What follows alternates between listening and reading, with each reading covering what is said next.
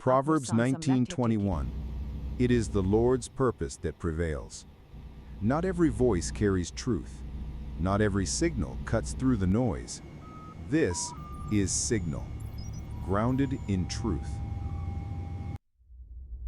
Noise is everywhere. This is Signal.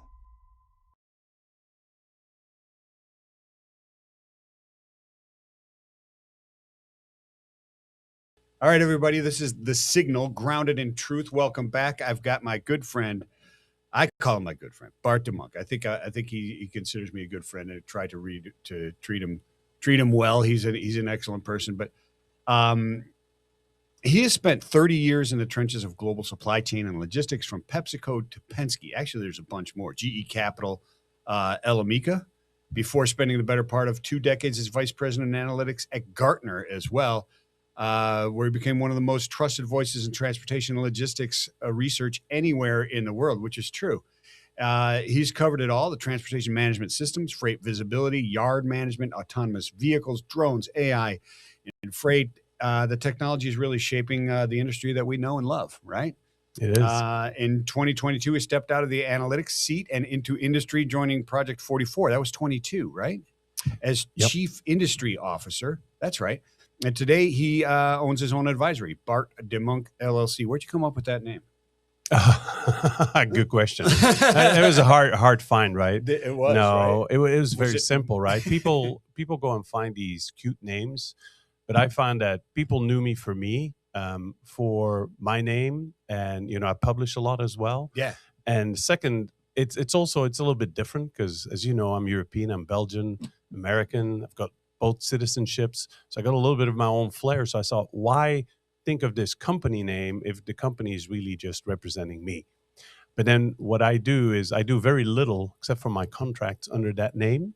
And what people really should know more is I have a website, and the website's not the company, but the website's called bettersupplychains.com.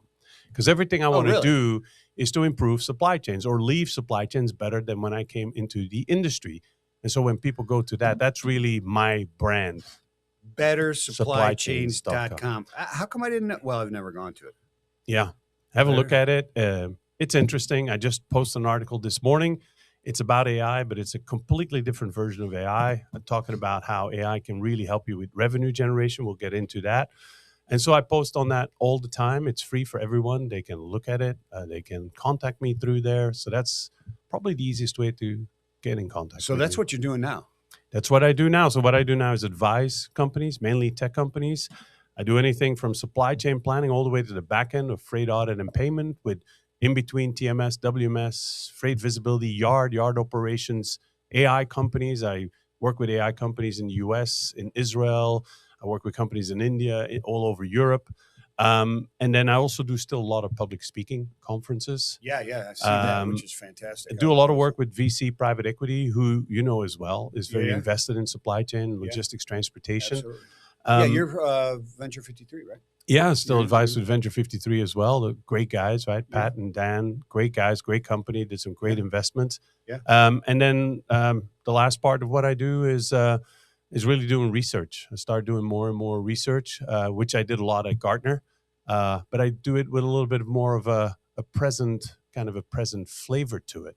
And what I think is very important with what technology should be today. It's no longer an application of software, what it was decades ago.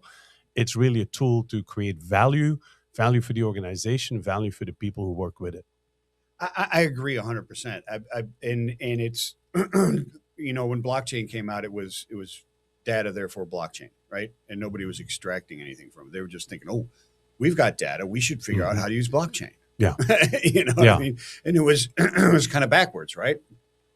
So when in your advising, I take it you're this knowledge of all these different aspects of logistics, right? Because people outside the industry, a lot of people inside the industry don't know what logistics is, right? Yeah. I mean, there are people in trucking who think trucks. Yeah. But it's grown a lot, right? So we had a lot of people that came out of non-logistics jobs into logistics. And I always say it's not rocket science, but there is a specific culture to logistics, especially transportation, that you have to get a feel for, right? And a lot of people, they think they're coming into, let's say some of the AI guys, right? They come into the industry, they say, look at what you guys are doing. You should just do AI. AI can automate all that stuff. Well, do you think that everything we do in logistics is actually logical? It isn't. It is, right? no, yeah, Because you logistics has deal nothing with to do with people. You logic. deal with people in your organization. You deal with suppliers. You deal with, with your customers. You deal with other carriers. And so when you make decisions, it's not pure logical. It's also based on company culture and politics. And you have to put a lot of these. It's like when you make a stew, there's so many different seasonings in it that if we all make a stew, in the end, it will all taste different. It's the same with our decision making. Two people at the same company and two people at two different companies will make different decisions. You're 100% right. And even the same people at the same company will make different decisions, what I've learned. Correct. You know what I mean? It's not always consistent. It's not always consistent because Yeah. if you don't, there's all the team aspect, right? Storming, norming, and performing, right? Yeah. And your team management and team growth and that type of stuff. So when you bring a team together on one project and there's a certain interaction and length of time, you get one result. And Yeah. because they've worked together on that project, you think this one's going to be faster Mhm. and work. And if you do that and rush it, you don't get the same Yeah. positive result. And this is the same, like what you're saying. Just because you do it this way and it works really well, you can't just apply a technology and say, now it's going to be 10 times better. Yeah. It just doesn't work that way. Yeah. It's context, right? I think like, Yeah. for example, Jed at Project 44, he says that, right? Yeah. Data is important. It's important to have a lot of data. It's even more important to have data within the right context. And context can be industry context, but it's also your company context. Or if you have a decision that you make for one customer, like here at Spartan, right? If you have one customer versus the other, the other guys probably work a little bit differently. Sure. So if you had the same exact question, same exact problem, you might have a different decision based on the context of that specific customer. Yeah, a completely different outcome. And these are nuances that you have to understand. In other words, the ideation and the like computer science, right? There's plenty of universities that started really back, not as late as like 2015 to try and marry them. Yeah. Like Georgia Tech, that was like their big initiative in 2015, 2016. They were just starting to really take management and computer science and try and meld them together because of exactly what you're talking about, right? Yeah. And it's what you said, it's together, right? That's why I don't believe that we're ever going to fully replace people. Right. We're going to augment these people with these tools. And, maybe some things, AI is very good at analyzing stuff, Sure. right? Do that very quickly. But then as a person, I want to review that, make sure it's correct. And then I can add the right context to it to make the right decision. And that's why it's so important to have all of these people in these companies that know that culture, that know the company politics, that have the relationship with the customer. Now, there are things like in AI, and I know we may be getting ahead on things, that have a memory. So when you make a certain decision, it can learn from it. And it says, this is, so when you then next time make a different decision, it can say, hey, Michael, that's not consistent with what you've done the last 10 times. And then you can say, oh, they're right. Or no, there is a reason why I'm doing this. Why it's different. And then I can add that maybe as a comment so the system can also understand it. And the other great thing about that is, as we're getting newer people in the organization, since it has that memory, now we can start using it to also train new people. So instead of saying, I'm in this system, I don't know something. Oh, I got to wait until I can ask this guy, but he's busy. Yeah. Or how am I going to learn it? You can actually, through a chat kind of version, ChatGPT, whatever, interrogate the system. And the system's been working with it in many cases for a while, months, years. And you can interrogate it and it can teach you as well. So it's this symbiotic almost relationship. It is. In the future. We're not there yet. But well, it's building that way. Yeah. And right now, what I was going to say is, right now there's pitfalls in there too that you be careful of. Oh, yeah. Because it will, well, I don't want to get into the hallucination yet, but I mean, we can eventually, obviously, because it's an important thing, but it will make incorrect decisions. It will always want to give you an answer. It's almost there to please. Yes. So if it doesn't That's really what I know, mean. instead of just saying, I don't know, it's It'll- going to come up with something, right? That's the problem with sometimes Yeah. using ChatGPT for regular stuff. You can't always trust Yeah. it. Now, if I go home and my wife says, hey, you didn't do this, I can't just say, hey, I was just hallucinating.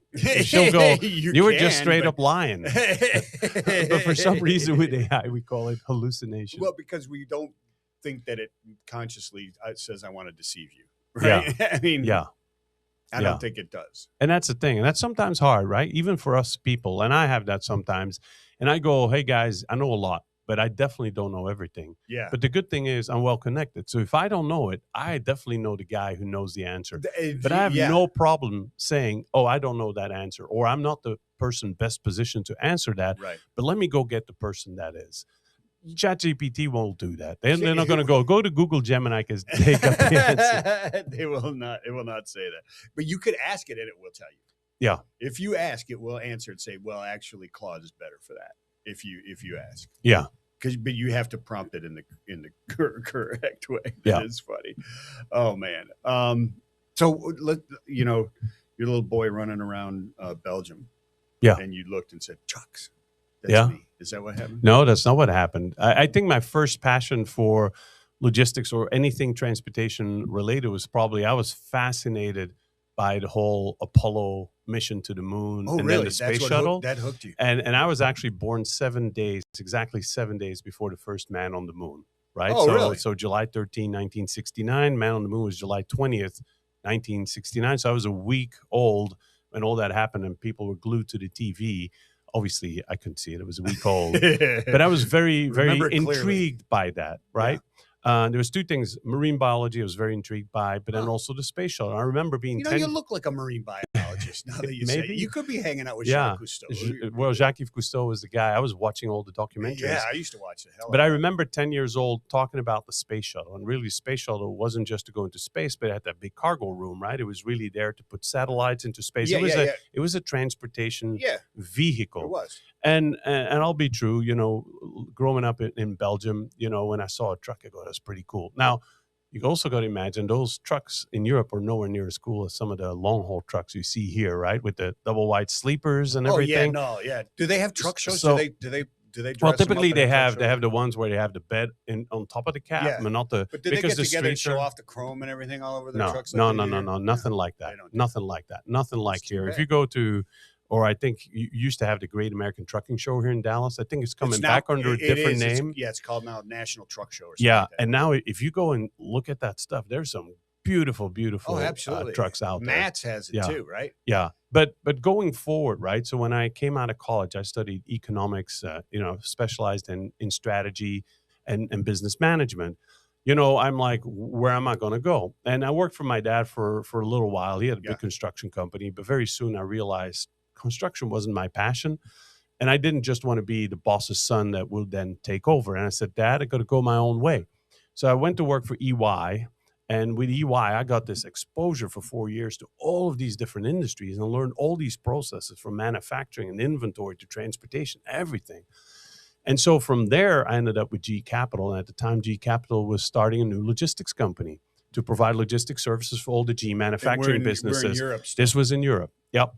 And so they partnered with Penske Logistics in the U.S. because GE isn't known as a logistics company, but Penske was. So it was a joint venture. Yeah. We put the Penske name on. So I was part of the group that started Penske Logistics. We started with the 3PL in Maastricht in Holland, similar to what Penske has in the U.S. in Reading, implemented the I2 TMS, which is now Blue Yonder. But then very quickly after we had assimilated some of these companies, we'd start doing acquisitions, big trucking companies. We bought the third largest trucking company in the Netherlands, big fleet. Then we started also buying companies that had warehousing capabilities, et cetera. And then once we assimilated those companies, I came on as finance manager for a couple of them. And a couple of them didn't do very well. So I wrote a whole report what I thought was wrong, what needed to be done. And the president saw it as, Bart, love your report. Fired the director of operations, you're it. Go and put that into motion. And I go like, but I have no operational experience. And he said, you'll learn. But I worked together with the guy that was working directly for the director of operations, Arjan. And, together we really brought that company from kind of a very badly run company to one of the most profitable in the Penske group worldwide. And that was because it was very specialized transportation, flatbed trucks with cranes, right? Yeah. And then another location I was working at, it was all long-haul trucking, the traditional long-haul trucking, and we also did warehousing. So that's really where I started getting deep into the logistics. I started really focusing on how do these operations work? How do I work with our trucks? We were buying brand new Mercedes trucks. But at the same time, we're starting to invest in improving the processes, right? A Six Sigma black belt. and then adding technology to it. And that's when, for me, the light went off. When we started implementing routing solutions, telematics, and we did that once we had improved how we worked and how we improved the processes. I go like, this combination of process, the performance of it, and then the technology, it was like, bang. That's what I'm passionate about. Now you're really. And so that's been a big part. I've done other parts, like I said, supply chain planning, other parts. But that's really where my passion really started. And I said, that's where I want to be an expert in. From there, I went on to a startup. We were basically invested by Ross Perot, right? Local guy, Ross Perot Jr. here at Alliance, not too far from here with Hillwood. Yeah. And we were going to be the world's first You're actually global. in Hillwood's building. They're right up above us. Oh, really? Yeah. Yeah. Right up above us. Digital freight marketplace, right? Yeah. And it was going to be called Transportation Zone. And then, of course, in 2001, that whole internet bubble burst. And all these companies that we had been selling to and had given us letters of intent, all of a sudden they said, we don't know about this digital stuff. We'll wait a little bit. And, they waited. And then we only started seeing the newer models, Uber Freight, Convoy, coming out like 2015. Yeah. So for a long time, they didn't do this digital transportation. So I kept on going in logistics, started working for Elemica in the chemical industry. Meantime, for the startup, I'd moved from Belgium to England. Then I moved from England to the US. My wife, she's from not too far from here, North Fort Worth, just north of the stockyards. Okay. And when our son was born in England, we decided to raise that family here. And then I started with PepsiCo.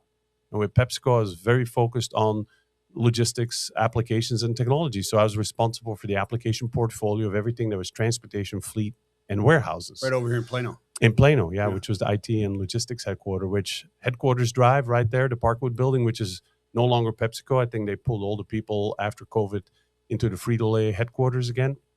And then from there, I went to Gartner. I was a Gartner client at PepsiCo. They contacted me and they said, growing our supply chain business, we need someone with your background to join us. And I did the research. So it gives me a perspective. And then like you said, afterwards, I went with Project 44. But it gives me the perspective of looking at things from both a financial perspective, from an M&A perspective, from the technology side of things, from the operations side of things. And then I looked at it objectively from the research. And that's, I think, a little bit different. I don't think you'll find a lot of people who've had all of those different experiences.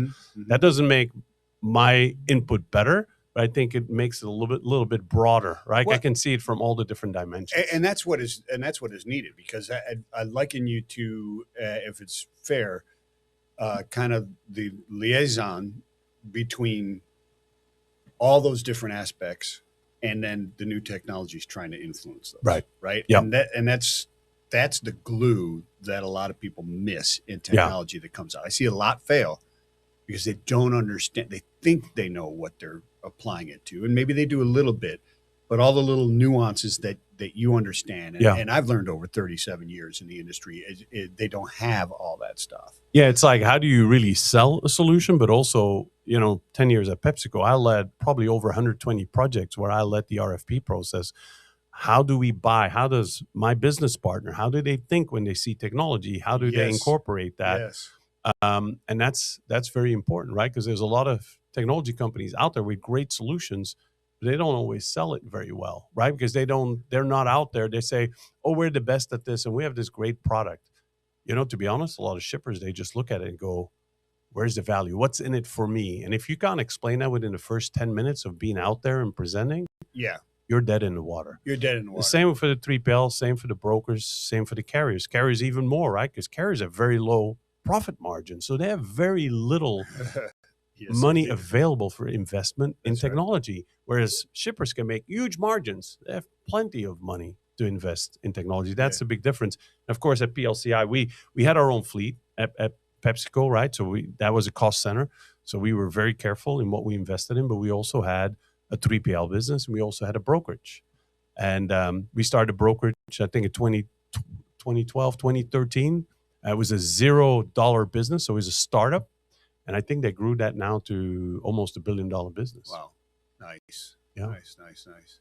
So let me ask you this. You go and you're literally all over the world, right?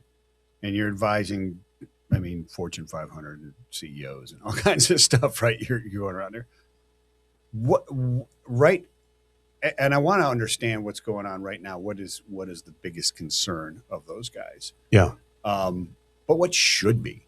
Yeah, that's a good question, right? I mean, what do you It's, see that they are focused on when they can't sleep at Yeah. night, and Yeah. what should they really be? I presented a few months ago, and this is for a group where there's a lot of big companies, Fortune 500 companies, and they're supply chain leaders, right? It's called Supply Chain Leaders in Action, SCLA. Yeah.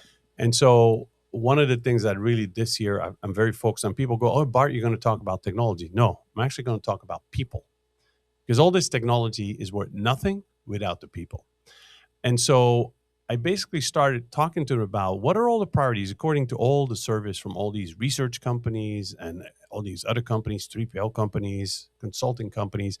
What are all the priorities in supply chain? So I went through all of them and I said, what doesn't show up as any of the priorities in there, and what should be the number one priority? Yeah. It was people, right? Yeah. It's a little bit like we just had the World Cup. In the World Cup, all these referees, they had these cameras, we have all this AI, we have these VAR, we have Right. sensors in the ball, and all that technology makes it really great and makes it really good for people to watch it at home. But you got to remember, in the end, it's still that guy that has to kick or head in the ball to make a goal. 100%. The technology is not going to do that for you. It's the same with supply chains. And recently an Accenture survey came out, or research part, and they said by 2035, we're going to have a shortfall of 1.2 million people in supply chain. So if we're not careful and we don't have the right approach with our people to keep the people with the knowledge in the organization, we are going to be in a hell of a lot of trouble, because there is no way that every single function of everything we do in an organization is going to be replaced by AI Or robotics. or robotics. I mean, they're considering everything from correct. Now again, if you look at robotics, like what we're doing in warehouses, we're not really replacing people. We're actually filling in the gap that we have where we can't find people. Because, in warehousing, we have attrition rates of about 55% with warehouse labor. And a lot of times you can't find labor. Or in certain parts of the country, you can't find labor. Yeah. And we all have kids. Who of our kids want to go work in a warehouse or want to go in a factory? Everyone wants to go to college. It's like, how are we going to get in 10 years? I'm really scratching my head. I agree. It's hard now, but in 10 years, how are you going to find a plumber and an electrician?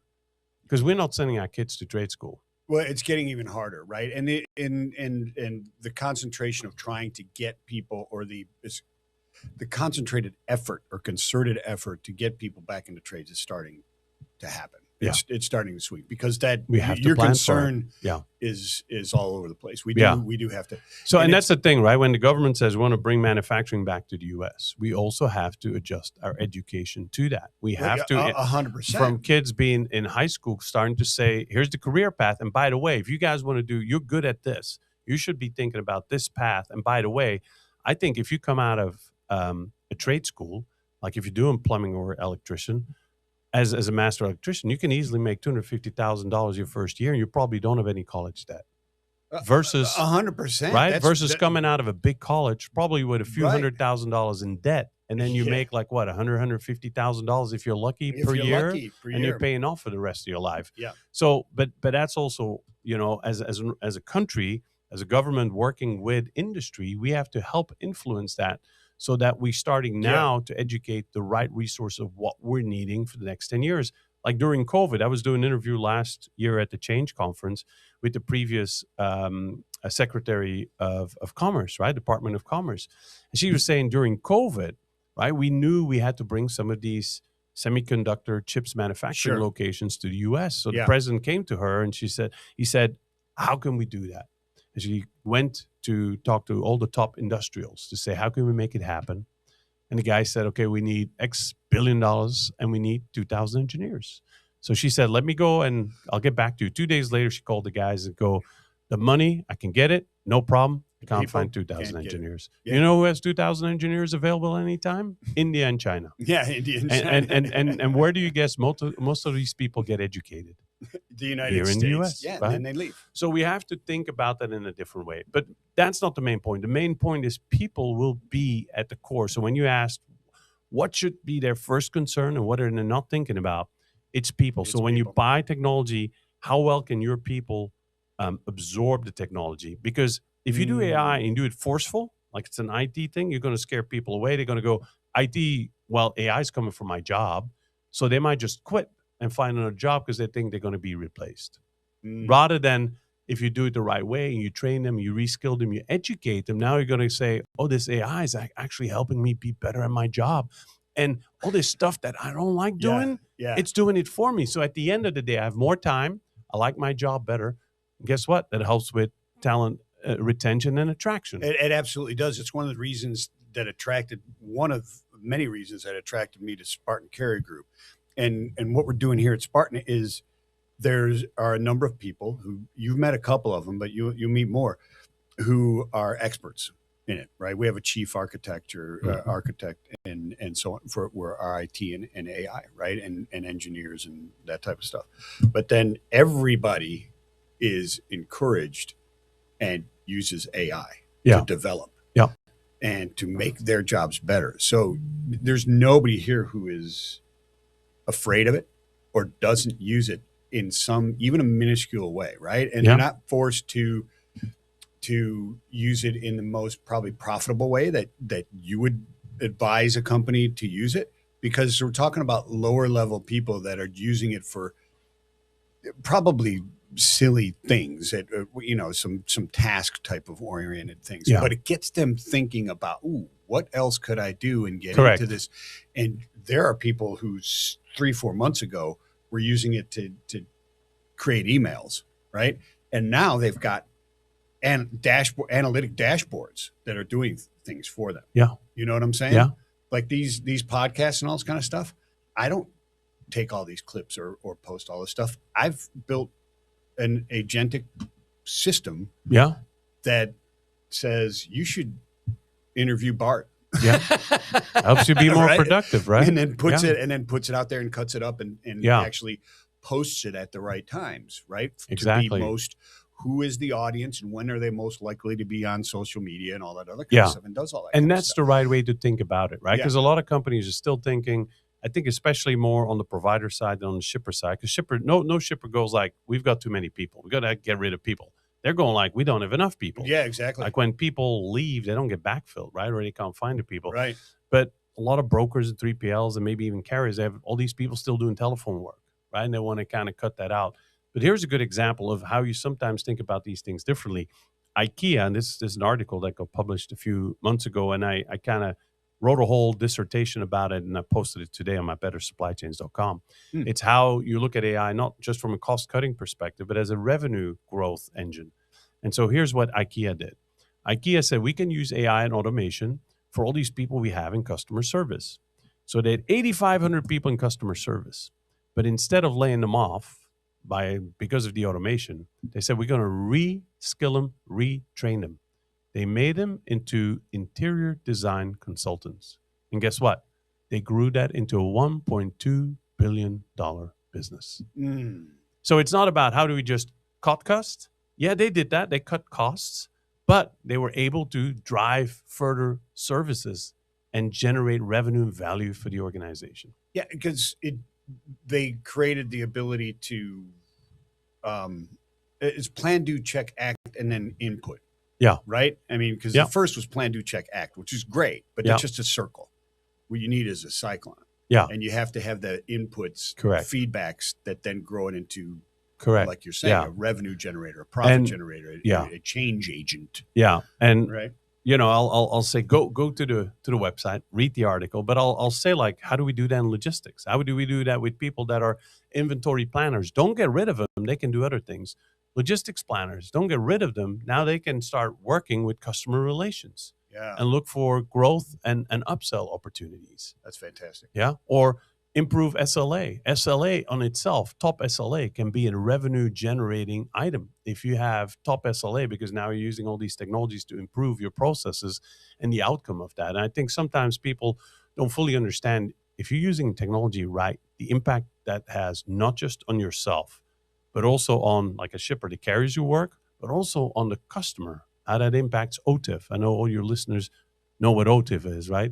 And so we have to look at things as, how does it fit in the wider area? And so logistics, you have to look at it from a holistic perspective.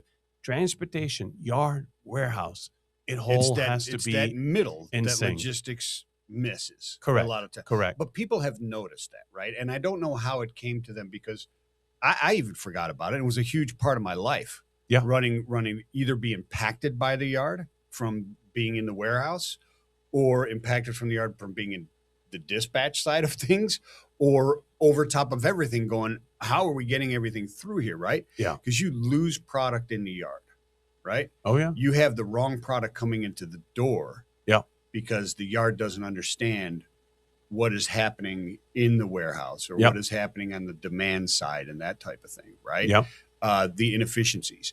I started looking at that, or Roadway started looking at that, and I was part of that back in 92, 93, where we started looking at, and it actually was from the dock, where we started looking at linear versus rectilinear motion. Mm-hmm. And the concept that, look, if you move that trailer from that door and unload it on that door based on what's on it, and it's flexible, you can save 10 to 15 feet Yeah. of movement a couple 100,000 times a day.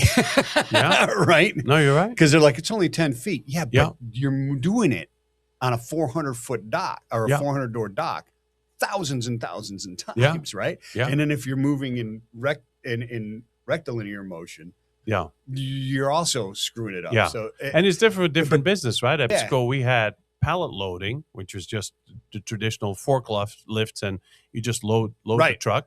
But we also had Frito-Lay, which was case stacking, right? Yeah, yeah, It was yeah, yeah. live load, unload. So we had power only because we would preload the trailers, because it would be 4 to 5 hours to load a full trailer, right? You're not going to have the driver sitting there and waiting. And I know now at Doctor, some people preload this on a whole chassis, right? All the Yeah, pallets. yeah. And then they just slide in the whole pallet. So imagine as a carrier, Yeah. you're coming in there, it's like at the airport. If you're at a busy airport like Atlanta, and you're the sucker that typically doesn't fly, and you have no priority, you have none of this special stuff, you're going to be stuck in the regular line for an hour and a half. You can So be, you better for get there sure. on time, or you're going to miss your flight. That's right.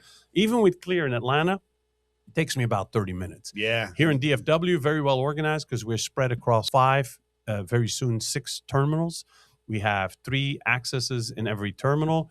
So I have that, the digital touch one? Yeah. There's hardly anyone there. You're through there. I'm from the car when I get dropped off to my gate in less than 5 minutes. Oh, yeah. That's efficiency. DFW is fantastic. How do we do as far that as with these yards? with these yards, right? So we have companies out there that do gate management. There are companies out there that doing that whole acceleration, that have put in kind of these fast lanes. But there's companies holistically. One of my customers looking at that, YMX Logistics.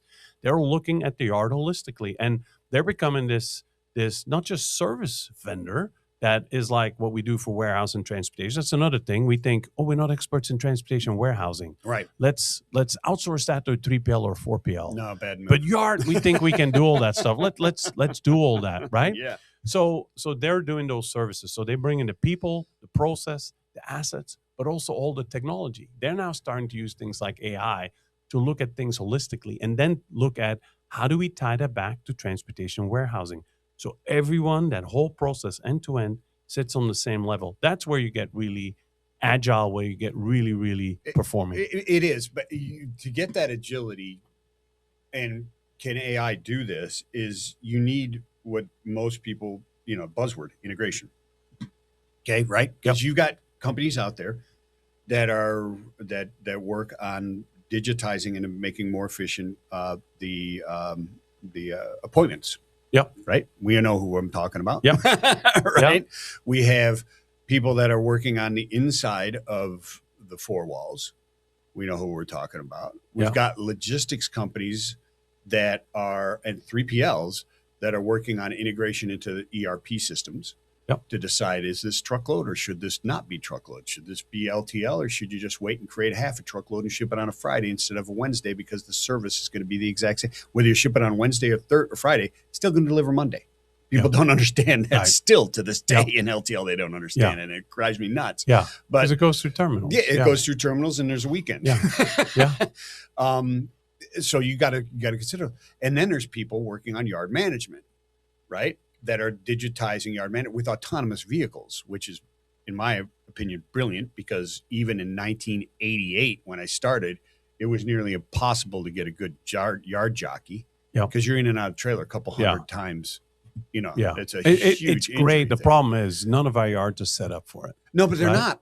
But you got people like who's it, Outrider? Outrider. Well, Yep. okay, so but they're creating a brain. The actual Yes. autonomous truck is secondary to what they're really Right. doing. Yes. If you pay attention Correct. to what they're Correct. doing. I mean, that's the sexy part, but it's not what they're Yeah. really doing. Right. And that brain is connecting to Q'd Yeah. and everybody Correct. else. That's so important in today's technology, how Yeah. well connected. It's all about network and data. And the network can be network of carriers, but it's also the network of partners. Yeah. Because, unless you're SAP that does a lot of stuff, even there, not all your customers are doing just everything on SAP, right? So if you're other solutions, how do you partner with these other companies to have your customers have more of a one streamlined solution end to end?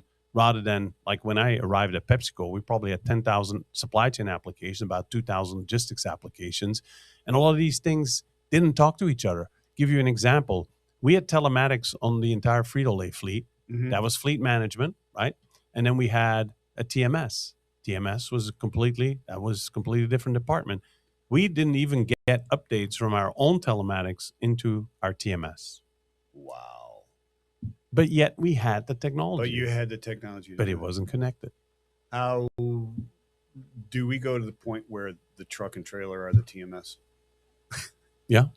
Eventually. Eventually, yeah. Eventually. Or, we have the information. We have great companies out there, right? To do it that do all that optimization. But how do you have these systems be in sync? And that's a little bit the problem, right? In the old supply chain methodology, it's these linear kind of sequential. Yeah. And it's integrated, but it's just integrated of I have something and I'm going to throw it at you. It's not in sync. That's just passing information after the fact. After the fact. And that's, again, linear. We have to be more circular to be agile. So it's like, how do you have a common data pool that all these systems get updated from all the time? That's the hard part. Let's transition just a little bit. I mean, it's still technology based, but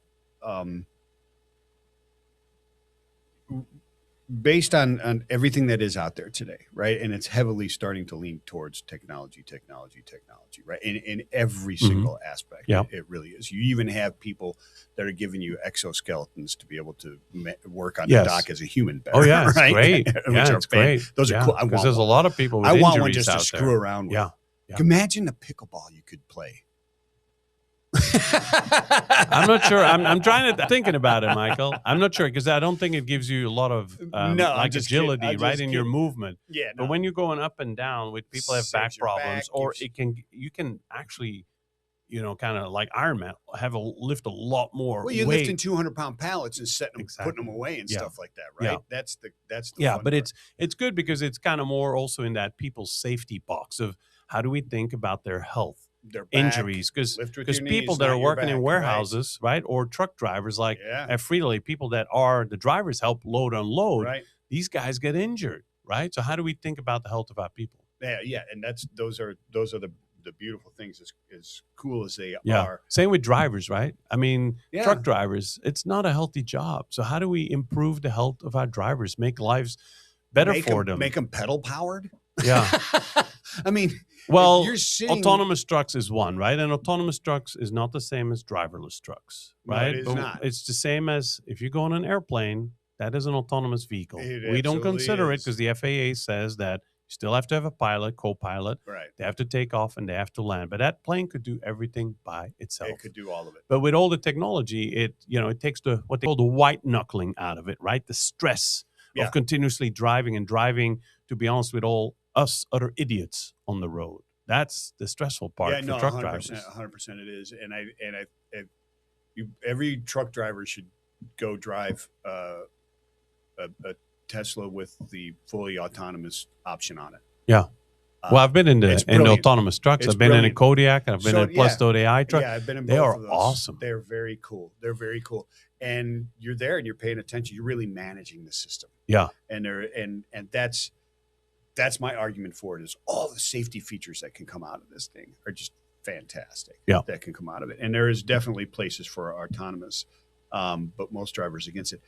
What today is different that creates a great I'm not going to say great, but an impactful supply chain leader versus what it was 15 years ago, 20 years ago? Yeah, I think one is the people approach, right? Yeah, I mean, they we use it, yeah. work at people completely different. I mean, when we started in logistics, you talk about roadway, the 90s, the way we got treated, and we took that stuff, right? We got insults thrown at us, Yeah, for bad sure. insults. We took it, right? Yeah. You can't talk to people like that anymore. Uh-uh. We know the new generations. Sure. So for supply chain reasons, it's what I call leaders, especially on the shipper side, but I think it counts for every company. It's how do you create this culture of innovation? Yeah. And innovation means it's kind of forward looking, because where do all the kids want to go work at? They want to go work at like Google and Uber. Why? Because it has that culture of innovation. It has this perspective. It's a cool company to go work for, and they're always doing these newer things. Yeah. Now, I'm not saying that's what you have to copy, but you have to have a certain culture that people within the organization feel they can grow with the company, they can advance and get reskilled. And to be honest, we've done a piss poor job at training our people. We've hardly spent the last 10 years money on training our people. And that's why you saw in COVID this mass exodus, people leaving their job, not to go to another job, they'd rather do nothing than work at that company. Yeah, because exactly. they didn't get valued. They didn't Training get is valued a big part of feeling valued in an organization. It also, like some of the very, I would say, conservative industries, they had a lot of trouble of attracting people because like when we were coming out of college, late 80s, early 90s, who would you want to go work for? Big name companies, right? Maybe the big five consulting companies, or company like a GE or General Motors, companies like that. Yeah. I can bet you nowadays no one has any of those companies on their short list, right? that's true. So how do you make your company attractive for people that are coming into the workforce, but keep it attractive for people that want to switch, because you need people, and also keep it very interesting for people that are there, that have all that institutional knowledge that's so important for them to want to stay. You know, one of the things that people complain about the younger generation, which I'm not going to say is Zillennials, let's call them. Yeah. Right, whatever you want to call them, is they expect to be vice president the minute they come out of college. I don't know if that's really true, or that they want to be able to contribute and feel like they've actually got control of something and be used, right? Yeah, I think that's true, right? I think for them, the name of the company, the title of their role, even I think to a certain point, salary is not as important of feeling part of a team, feeling part of a purpose. Yeah. Yeah, because when I came out and started in logistics, it was, here's your radio, there's the freight, there's the trucks. Yeah. These guys are Teamsters. If you screw up, they're going to hurt you. Yeah. Yeah. Good luck. Yeah. That was it. Yeah. And if I wasn't perfect, I got my ass kicked for an hour after a 12-hour shift. You know what I mean? I mean, that was how I grew up. Right? Yeah. And it's hard to deal with that, right? And to be is. honest, a lot of leaders haven't necessarily been trained to deal with that. No, they haven't, and they need to. Do you have are we doing a good job as leaders moving that way, or do you still go, oh, we got such a long way to go? Well, I said earlier, right, I talked to this whole group of leaders around people, and the fact that we're not prioritizing it. And so I talked to them about all the technology and everything. And even when I do things like AI master classes, right? And then at the end of it, I say, so let me ask you the question, because people are still, how you have this relationship between the people and technology, that's going to lead to the success of how you deploy AI. Otherwise, it's not going to be deployed if you can't get your people along. Like if it's kind of IT-led, it has to be coming from the operation. It has to be coming from the people. You have to have the people to say, this works, and by the way, I want more. So at the end of this, I asked these people, so it's like, so based on everything you know, and we know everything's going to change, so what's your workforce going to look like in the next 3 to 5 years? Right. What roles do you need? And then where are you going to get those people from? And how are you going to make sure that you retrain your people that you currently have? And guess what? You can hear crickets. No one has the answer. They don't have That's the scary part. It's not that far away, and we have not figured that out. But that's the critical thinking and the strategic thinking that they need to be making right now. Correct. That's why they have to start thinking about that now to say, what is that going to look like in the future, so that we can start planning, we can start training our people, we can start looking at backfilling certain positions. Because to be honest, a lot of us, I think including us, maybe in the next 5 years, a lot of us are going to be retiring and going to be going out of the industry. It's going to leave a big hole. How do we backfill that? It's going to leave a big hole. how do you capture all of that knowledge? How do you capture all of the knowledge that Bart De Muynck brings and keep that going? Yeah. Well, I share a lot of my stuff. I know you do. Like a lot of my knowledge is in Google, in my Google Gem. 100%, I post it on there. That's where I can help, right? When you have AI in the organization that has a memory, everything you do in the system, it will remember. And it can be used for the next guy that does it. It can be used to help train people. So we will have a memory. Do you but feel it's still confident that digital memory is as good as a human memory? not at this point in time. No, yeah, not at this. Yeah, that's what I'm saying. It's not going to think for a person, Yeah. but it can help for a big part. That's why we see in certain roles, if you dissect it, and you can go and look at the Accenture survey, and if you want, I'll give you the link so you can post it with the episode. Absolutely. Where it does, for example, in healthcare, what are the roles, the specific roles for supply chain planners that we can automate? But then we're also seeing that now, because we're having AI involved, there's 3 new functions that the people need to do. Like if I automate the analytics and I give that to the AI, now the new role is for me to go and review the outcome of the analytics and say, does that make sense based on all the contextual institutional knowledge I have? Does that make sense? Yeah. So we're automating things, but we're also creating new tasks for people. And that's where people don't see that, is that correct? That thing. And like you said before, we're not absorbing or eliminating jobs. It's maybe through attrition, right? In like the more labor intensive type jobs. And not all of those are going to go away, right? I mean, I don't see AI building a house anytime soon. When you talk about the future, robotics are not building houses anytime in the near future. Yeah. I mean, they're starting to 3D print houses now, right? But that's just, let's say that's just outside the concrete, right? Yeah, right. But not the whole thing, including electricity and water and all the other stuff, right? And to be honest, I don't want to live in a concrete block. I want an interior designer, a person that can kind of decorate it, right? Like this room is decorated. You got it represents the company. It looks cool. You need people to do that. Do you? Yeah. You sure? I'm sure. Yeah. Like AI can make a perfect piece of art, right? Right. But if you have a really good artist and you put the two, same with music. Yeah. AI can make music, so right? It's but if it comes from a human, there are elements in there that I cannot explain, but I'm always going to be tending to the human creating. Here's the difference: live music versus recorded. Yeah. Right. That's way better. Yeah. Right. Analog music versus digital. Yeah. Still way better. Yeah. In my opinion. Yeah. Give me a high end, turntable, and some good speakers and a couple monoblock carry power plants. Yeah. Well, I find that with AI, right? It's like the aim of humanity is not to be perfect.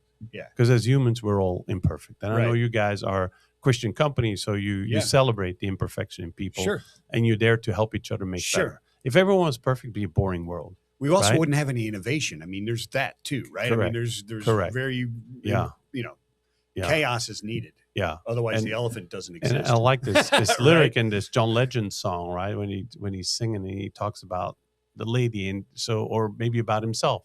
And the line goes, "You're perfectly imperfect." Yeah, exactly. And we like that. That's why we can have robots do sport, but it would be boring because we like to see people, because we know they're not going to act the same time every time. There's that moment of surprise. What are they going to do? How are they going to act? And sometimes we fail as humans. And then we can come back. It's the comeback story, right? We love the Rockies. Yeah. But it's the same, man. That type of stuff. But it's the same in work, right? Where we enjoy the human connection. I know in my job, it's one of the most important things. It's the connection I have with the people in the industry, the people I work with. That's what I enjoy the most. When you played a guitar, did you go for the solid state or the tube amp? Well, maybe why not switch it up once in a while? Once in a while. I stick. I'm like strictly tube. Yeah, strictly tube. Yeah, strictly tube guy. Yeah. Well, a lot of times you want to go old school. Yeah, the sound is still, because everyone always wants the latest. Like if you go for a phone, right? You always go like, I don't want a Nokia from 1992. I want the latest iPhone, right? But when you'd be pretty cool walking around with a big brick phone. I don't think so. They'll laugh at you. But when people are musicians, like guitar players, they're not going to go like, I want this 2026 brand new Fender. They go No. like, I want like a 1960s whatever, Yeah, right? 100%. Or they put them together, right? It's like these Frankensteins with the bodies from one year and the necks from a different year. And You're then, describing my collection. and then yeah, it's like Eddie Van Halen's Frankenstein guitar. Frankencaster. Yeah, absolutely. Which was just or like the Foo Fighters, all these modern studios with the most modern technology you have, and they bought that old console. Yeah, because it just it's sounds fantastic. better. It sounds better. It sounds better.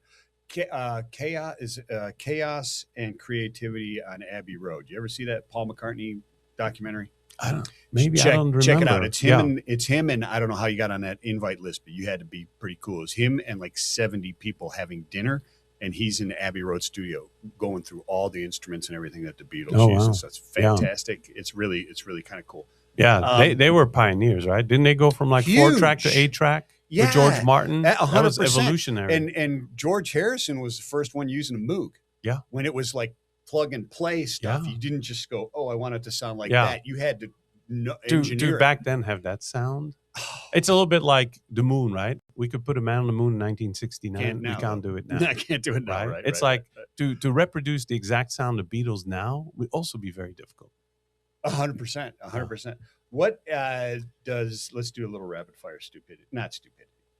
5 years, what do supply chains look like, do you think, in your mind? Different. They have to, right? He said confidently.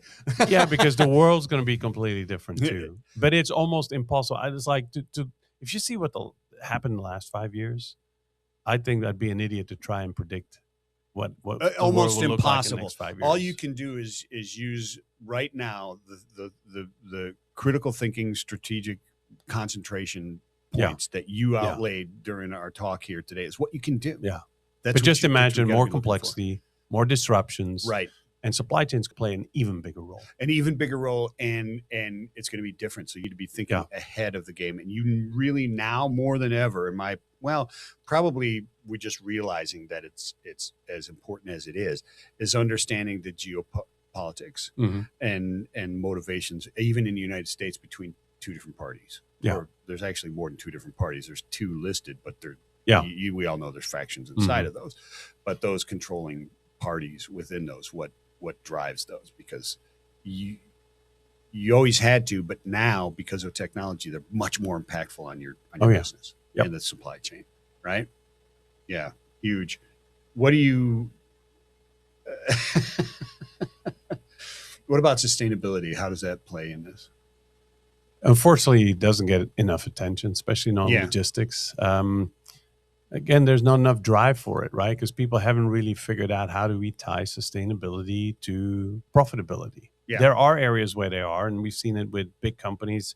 In my country, Solvay, one of the biggest chemical companies in the world, went all in on sustainability, and they've only seen their revenue grow much faster than they have before. So it paid off for them. Yeah. It's not always the case, right? It's like for carriers, you're going to have better profitability if you're going to go have all electric trucks? Probably not.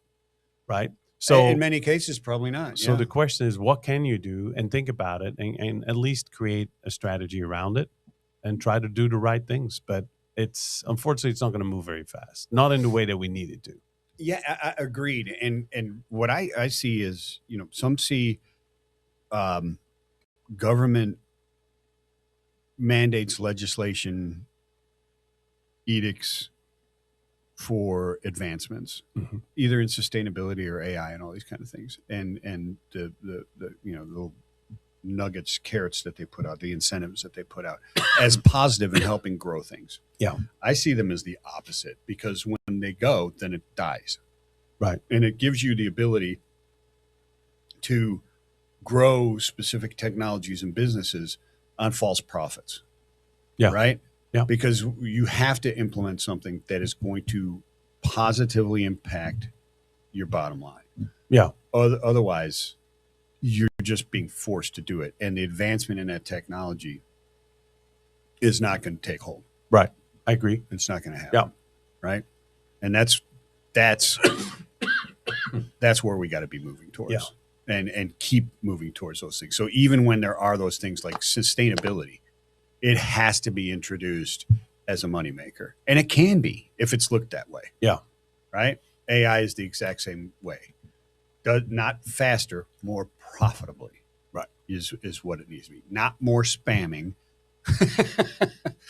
Very true. Research and turn your 12 gauge into a sniper rifle. Yeah.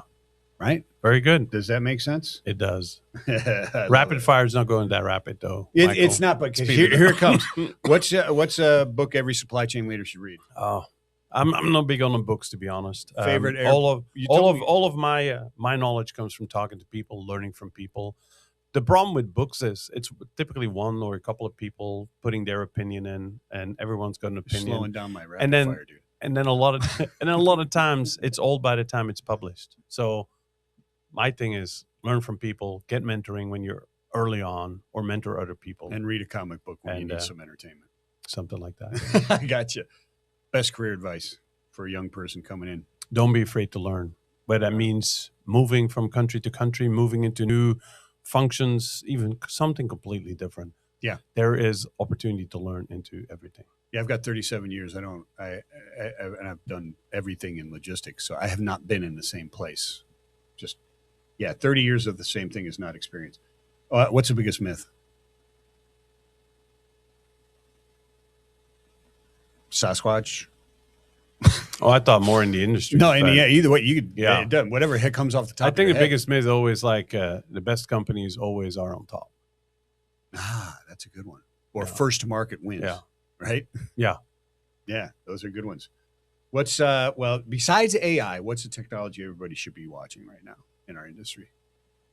I think there's so much focus on AI that we've kind of lost track of the fact that we have so many technologies that we use are so freaking old. Yeah. Like AS400. So Yeah. let's really look at when we're building AI. Let's also look at the foundation of what we built on and make sure we have a solid foundation that's solid for today. Yeah. So I think that's very important, and say maybe it's time to change to something that's more in line with today, right? It's like someone started building an additional 20, where was that? 20 floors on an old building, and all of a sudden it started falling over. It's like your foundation 40 years ago will not support. House of Cards. Yeah, exactly. Yeah. What's the most overrated buzzword? AI. Yeah. Because AI on its own has no meaning. And there's so many different kinds of AI, and people don't understand that. They don't understand that at all. And that the problem is a lot of vendors abuse it. Everyone's AI. We're all AI. We're a monolithic application, but we use AI. So we're the same as a brand new AI vendor. Where's your favorite place to go? Visit, travel to? I got two answers for that. If it's a short weekend, it's Cabo San Lucas. I love the water there. If it's further away, probably be between Australia for the nature and Italy for the great food. Yeah, there you go. What's your favorite memory growing up in Belgium? Time I spent with my godfather, who unfortunately passed away when I was 10 years old. Is that right? Yeah. Yeah. He lived in a very poor area of Antwerp, but I just know life was at the best because he had no worries in the world, he'd go out playing, and life was just great, full of expectations. It was awesome. Yeah. Bart, thank you so much for coming on, bro. Yeah, thanks for having It's me, been Michael. a fantastic pleasure, and I appreciate it. We're going to get together much more, but we're going to play pickleball. Yeah. Let's And do then, it. Then we'll go eat. Like, Did you see that new movie, The Dink?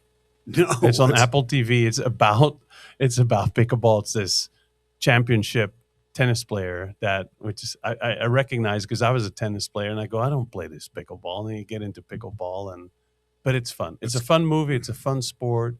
It's very democratic. I think we're starting to do a little bit more of that versus the golf tournaments. We're doing pickleball in logistics and supply chain. Yeah. It's a good way to get people together. And it's fun, even if you're at different levels. Like I play open play, all levels. I'm advanced, but I'll play with people that are beginners. I'll just tone it down because it's a communal. I do it also to meet new people. Yeah, so it's the new golf. There you go. Pickleball's the new Well, golf. no, because golf is only just 4 people. This is like mix, and you can switch courts, and yeah. But it's the new tool that golf used to be. Yeah. In logistics. Yeah. Fantastic. I'm going to have to pick it up. Everybody, this was a Signal. Thank you so much for tuning in. Bart, thank you so much. All right. Thanks, Peace Michael. and love, my friend. You too, man.